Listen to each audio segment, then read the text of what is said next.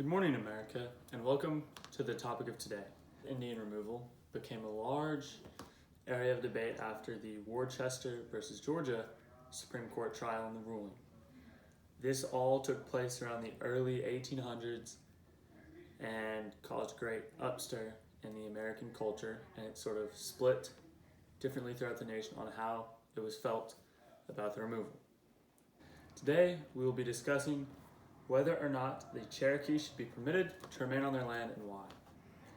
And this just in, it seems that the majority of America has made its decision upon the topic. And I myself and the people here at the station, we believe that the Cherokee should not be permitted to stay on their land. Andrew Jackson during the time addresses Congress by saying, "By destroying the resources of the savage, doom him to weakness and decay, that the fate surely awaits them if they remain within the limits of the states does not admit of any doubt."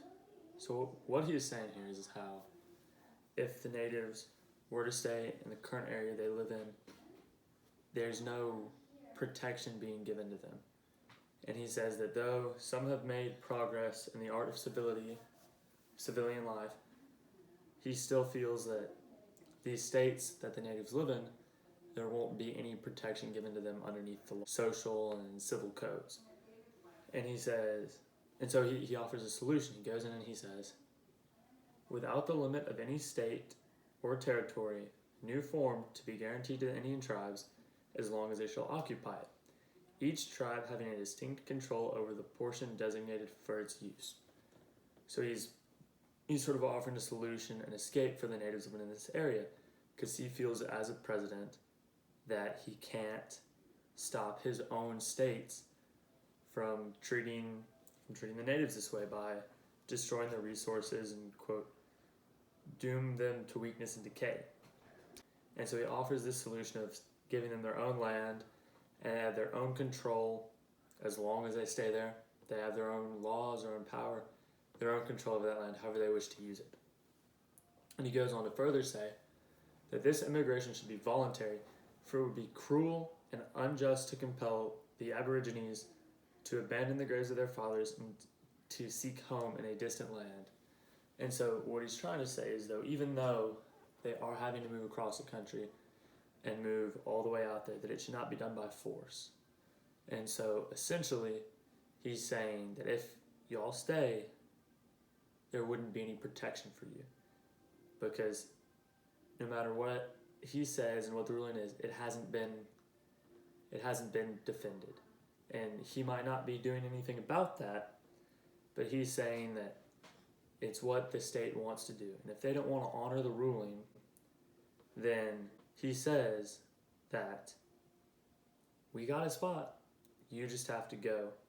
And if you stay where you are, we aren't here to help you. Jefferson addresses the Indian tribes specifically, saying that you have sold out the seaboard in pursuit of them, the buffalo and deer.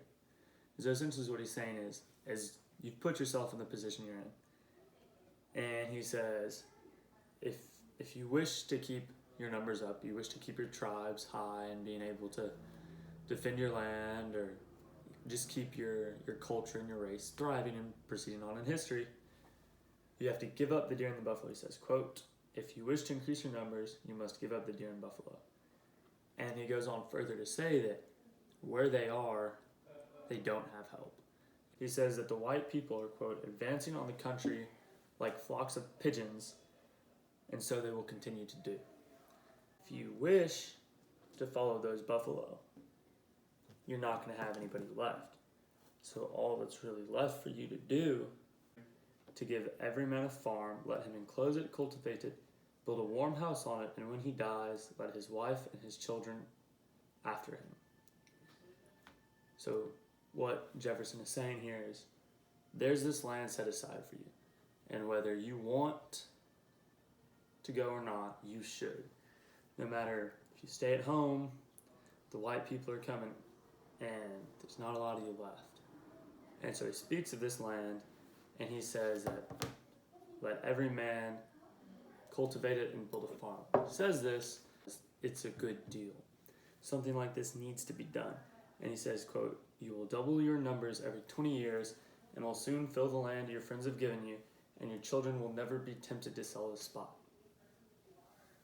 And a big piece of Native American culture, which is seen in some of the later sources, is that the natives don't want to give up the land because it's where their ancestors were, where their ancestors lived, and where their ancestors died.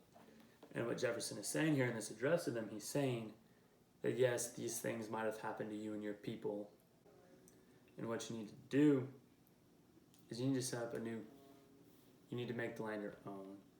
And by saying something like this, your children will never be tempted to sell the spot, he's saying that because you've embraced it, because you've made so much of yourself, there will be no need for your children or no want for your children to ever even think about leaving. And so naturally William Penn sort of addresses this, and he says that the United States shall keep all intruders at a distance from whatever quarter and whatever character they may come. And by saying something like this, it's sort of a shot at what Jackson is saying, because Jackson says that the judicial branch should enforce their own rulings. And that ruling would be to stop Georgia from oppressing these native people. And what William Penn is coming back and saying is he's saying that the United States, no matter who it is sort of attacking their allies, I guess, because this is what was being said in the treaty. They're saying that the United States should, in theory, have to stop Georgia. Further on, it is said that by Elias Boudinot that the natives should leave the place of their nativity.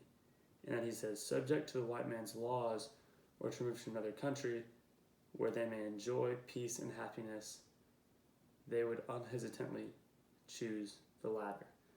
And so, because of these oppressive laws and things like that, there's no reason to stay when they can go somewhere else and be safe and live under their own ruling and not have to worry about any of this.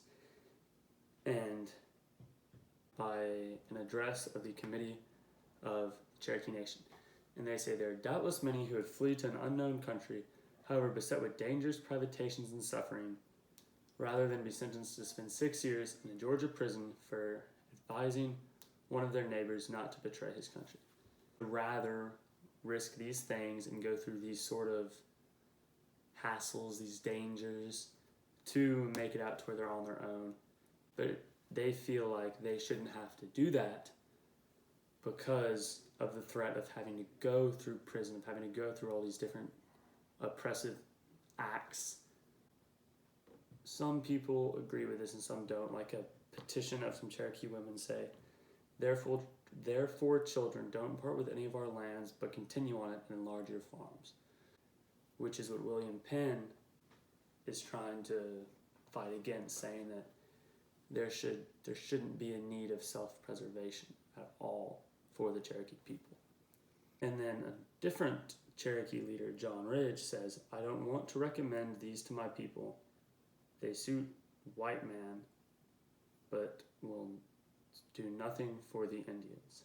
And so what he's saying is, this proposition, it's not how the Native Americans live. It comes down to self-preservation, because it's been made clear that Jackson isn't going to enforce protection. None of the treaties have been honored, none of the rulings have been. So when it comes down to it, it has been supported multiple times that the natives should leave, other than ancestral pride and a sort of cultural duty to stay where they are.